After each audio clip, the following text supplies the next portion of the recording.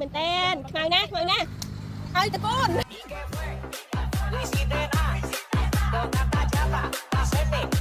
បោះចោលឬក៏បោក បោះចោលឬតុបោះសិន តុមិន បោះសិនអត់ទៅបោះទេបើអត់ជ្រេះបោះចោល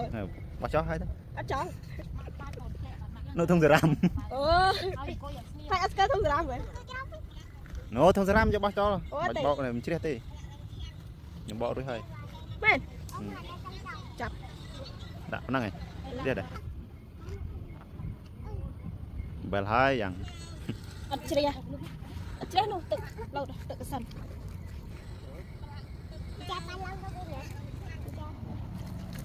ជ្រះមិនជ្រះ មិនអត់ចាក់ទឹកចិត្តរត់ខ្ញុំខ្លាចសើច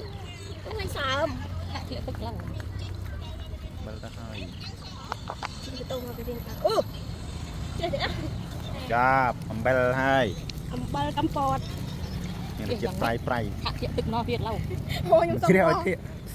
ទៀតអីបងតែមិនទៀតខ្ញុំសុំដាក់ទឹកកកខ្ញុំមួយទេនេះខ្លាំងតិចនឹងឲ្យស្បៃ ស្បៃឬក៏ស្លាប់ តកូន អត់តគួន ឲ្យតកូនយកអត់